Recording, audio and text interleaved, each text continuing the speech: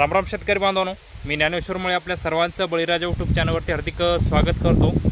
तर शेतकरी बांधवांनो, या व्हिडिओच्या माध्यमातून आपण जी देशामध्ये हळदीच्या बाजारभावामध्ये जी NCDX मध्ये हेराफेरी झाली होती, तर शेतकरी बांधवांनो, वायदे बाजारात जी हेराफेरी झाली होती त्या हेराफेरीनंतर म्हणजे 14-15 ऑगस्ट रोजी जी वायदे बाजारामध्ये हेराफेरी झाली होती आणि त्यानंतर जर बघितलं तर आपण पूर्णपणे सांगली असेल, वसमत असेल, हिंगोली असेल, नांदेड असेल, हे सर्व मार्केट हळदीच्या लिलाव पूर्णपणे बंद आहेत। तर शेतकरी बांधवांनो, आता सांगली असेल, वसमत असेल, इथल्या बऱ्याच साऱ्या व्यापाऱ्याचं असं म्हणणं आहे की NCDX मधून हळद काढा। मागच्या वेळेस सुद्धा यांचं म्हणणं होतं की NCDX मधून हळदीला काढा। तर शेतकरी बांधवांनो, NCDX मधून हळदीला जर काढलं तर नेमका फायदा कोणाला आहे त्या संदर्भात एक डिटेलमध्ये आपण या व्हिडिओच्या माध्यमातून सविस्तरपणे पाहण्याचा प्रयत्न करणार आहोत। व्हिडिओ शेवटपर्यंत शेतकरी बांधवांनी, हळद उत्पादक शेतकरी बांधवांनी शेवटपर्यंत व्हिडिओ नक्की पाहण्याचा प्रयत्न करावा आणि आमच्या चॅनलवर जर नवीन असाल तर चॅनलला पण शेतकरी बांधवांनी नक्की सबस्क्राइब करण्याचा सुद्धा प्रयत्न करावा। चला तर शेतकरी बांधवांनी व्हिडिओला सुरुवात करूया।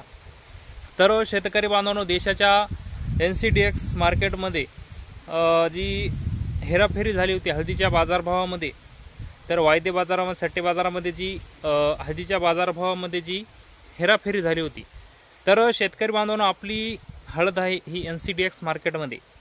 NCDX मार्केटमध्ये हळद असल्यामुळं आपल्याला एक शेतकरी बांधवांना हळदीचे बाजारभाव समजल्या जातात। म्हणजे सकाळी 11 नंतर वायदे बाजार हे सुरू होत असतात। सोमवार ते शुक्रवारपर्यंत हे वायदे बाजार चालत असतात, म्हणजे NCDX। तर NCDX मध्ये आपली हळद आहे, तर शेतकरी बांधवांना माहीत आहे की शेतकरी बांधव म्हणतात की आज डबा काय निघाला बघा, हळदीचा डबा आज काय भाव निघाला बघा।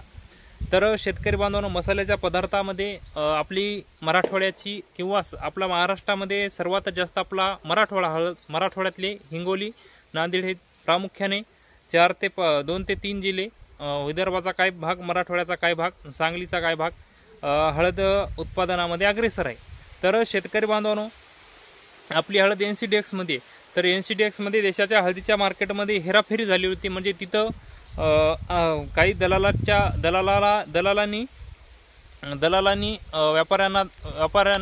दलालांनी तिथल्या अधिकाऱ्याशी धरून हेराफेरी करून तिथं निवळ खराब माल, म्हणजे आसाम साईडचा असेल जो 30 ते 40 रुपये किलो किंवा 50 ते 60 रुपये किलोचा माल, म्हणजे आपल्या मराठवाड्याचं जर बघितलं तर मराठवाड्याच्या शेतकऱ्या, म्हणजे आपल्या हिंगोली, वसमत असतील, नांदेड असतील, या शेतकरी बांधवांची जी चुरी उरलेली असते, हळद पूर्णपणे वेचून जी चुरी उरलेली असती, ती चुरी त्या NCDX मध्ये लावली होती।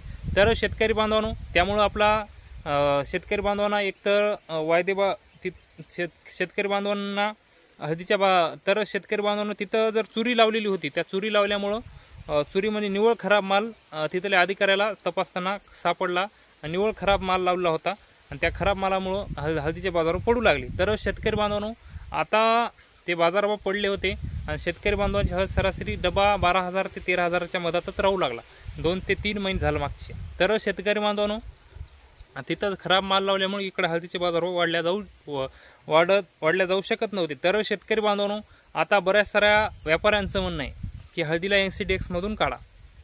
आता राहिला मुद्दा आपला, म्हणजे हळदीला NCDX मधून जर काढलं तर नेमका फायदा कोणाचा आणि NCDX मध्ये जर हळद राहिली तर नेमका फायदा कोणाचा। तर शेतकरी बांधवांनो, आता आपलं सोयाबीन NCDX मधून काढलेलं आहे, तर आता व्यापारी बांधव म्हणतात की हळदीला NCDX मधून काढा, कारण की आम्ही सकाळी जर डबा प्लस असला, बीट सुरू होता तर आम्ही तेजीमध्ये माल घेतो, पुन्हा डबा मायनस होत राहे, 400-500 रुपये बीट झाल्यानंतर डबा मायनस होईल, असे व्यापाऱ्याचं म्हणणं आहे। त्यामुळे हळदीला NCDX मधून काढा। आता जर हळदीला NCDX मधून काढलं तर आम्हा सर्वसामान्य शेतकरी असतील किंवा शेतकरी वर्गच असेल, हळद उत्पादक हळद पिकवणारा शेतकरी वर्ग असेल, तर या शेतकरी वर्गाला नेमका आता हळदीचे बाजारभाव कुठून कळणार? एक NCDX मधून हळदीचे बाजारभाव शेतकरी बांधवांना समजल्या जातात। त्यामुळं NCDX मधून जर हळद निघाली तर शेतकरी बांधवांचा यामध्ये काही फायदा नाही, शेतकरी बांधवांना हळदीचे बाजारभाव समजल्या जाणार नाहीत। तर NCDX मधून हळद जर बाहेर निघाली तर यामध्ये प्रामुख्याने जे मोठमोठाले व्यापारी असतील तर त्यांचा पूर्णपणे फायदा आहे, कारण की त्यांनाच माहीत की आता इथं NCDX वरच्या लेवलला हळद काय भाव विकत आहे, ते इथं सहजच कमी भावामध्ये हळद खरेदी करू शकतात. त्यामुळं NCDEX-मध्ये हळद राहिली पाहिजे. पण आता जी NCDEX-मध्ये हेराफेरी झालेली आहे, तिथले अधिकारी असतील, कर्मचारी असतील, हे दलाल असतील, त्यांनी तिथं हेराफेरी करवलेली, यांच्यावर कठोर कारवाई झाली पाहिजे. पण NCDEX-मधून हळद निघाली नाही पाहिजे.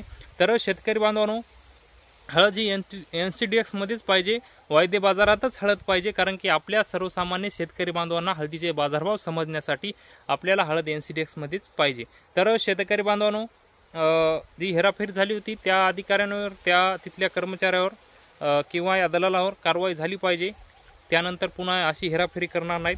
तर शेतकरी बांधवांनो, हे होतं हळदीच्या बाजारभाव संदर्भात एक महत्त्वपूर्ण असं अपडेट. म्हणजे आपली हळद NCDEX-मध्ये पाहिजे. आपलं सोयाबीन निघालं तर सोयाबीनला सुद्धा NCDEX-मध्ये, सोयाबीनसुद्धा NCDEX-मध्ये पाहिजे. तर शेतकरी बांधवांनो, हळद ही NCDEX-मध्ये पाहिजे. कारण की शेतकरी बांधवांना भाव समजण्यासाठी हळद NCDEX-मध्ये असणं गरजेचं आहे. तर शेतकरी बांधवांनो, हळदीच्या बाजारावर संबंधित NCDEX-च्या संदर्भात एक महत्त्वपूर्ण असं अपडेट, ते अपडेट आम्ही आमच्या व्हिडिओच्या माध्यमातून आपल्यापर्यंत सांगण्याचा प्रयत्न केला. तर हे अपडेट आपल्याला कसं वाटलं ते आपण कमेंट बॉक्समध्ये नक्की कळवावं. व तुम्ही जर आमच्या यूट्यूब चॅनलवर नवीन असाल तर चॅनलला पण नक्की सबस्क्राईब करण्याचा शेतकरी बांधवांनी प्रयत्न करावा. चला तर शेतकरी बांधवांवर तुर्तास इथं थांबतो. तुमची रजा घेतो. तोपर्यंत धन्यवाद.